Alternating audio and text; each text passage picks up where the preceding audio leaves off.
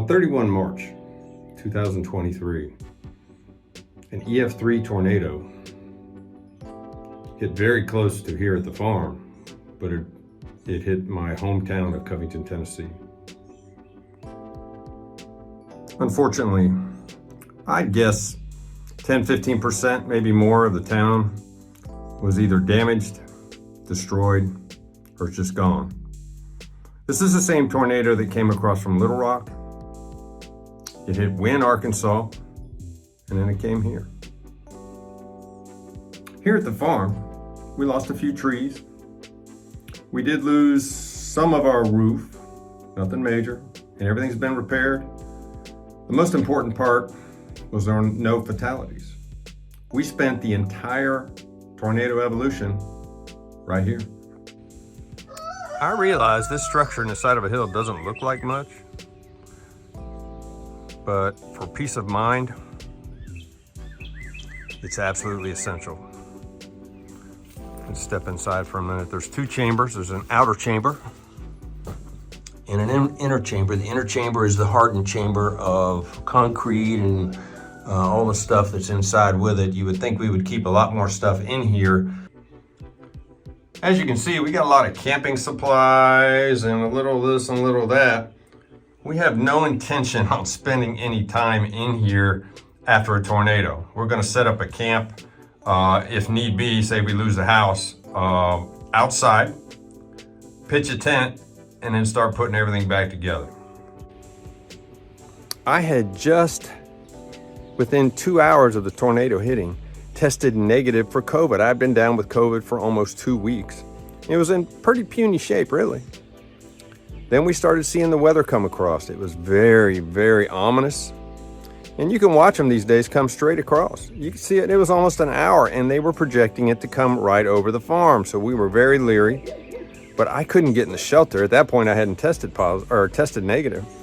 So I couldn't get in the shelter with my wife or anybody else because I was still testing very positive for COVID. But fortunately, about 2 hours before it got here, I tested negative. Just because I tested negative doesn't mean I necessarily believe everything I see or read. So I actually spent most of the tornado, except when it got rough, right here at the front door with my family on the other side of that door, my wife and our little girl Daisy, which is a English bulldog. The grandkids weren't here, thank heavens. But until it got bad, I sat in a chair right here at the door inside, trying not to get wet or hailed on. This shelter is probably 50 feet out our back door. As you can see, we live really close to woods. And as I reflect, it's been about a month on the damage and the cleanup and all the people that have come together. I've never seen a community come together quite like Covington did to help these people. I've seen people, maybe 150 people out with chainsaws trying to cut some trees out of houses. Houses were just destroyed. The two schools no longer exist.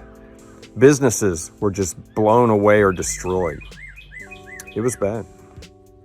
Look, days after the tornado went through, I was still driving around cars and trucks that were flipped over on the side. That night that it went on, all the power was out everywhere. We couldn't get to the hospital even if we would have needed to. The power lines in Covington was basically shut down to anyone. Nobody was getting in or getting out at that time. When somebody needed help, they were taking people via ambulance, police car, or personal vehicles to surrounding county hospitals in order to get them help. Our daughter was also involved. She lives about maybe 10 miles from here. Fortunately, she had very little damage, but her power was out. Our power was out. We could not get a hold of anyone, and they were trying to get to us, and we were trying to get to them, and there was just no way out of Covington. It just wasn't happening for regular people. They were turning you around at highways and everything else. My son-in-law did everything he could to get here.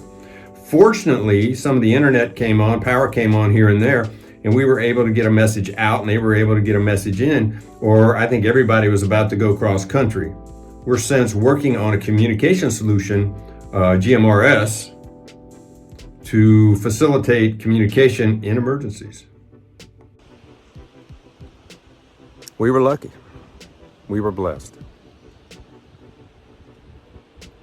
Please, I've said it before, but if you've not survived one of these, if you've never seen one of these, any natural disaster, nobody's coming to help. It's not that they don't want to. It's just too enormous of a task. It was 2 weeks before FEMA got out here. The governor just came this last week. It's been over a month. So I suggest that you prepare for the worst and hope for the best. But if you think somebody's coming to help, I think you're sadly misinformed. Until next time, see you down at the barn.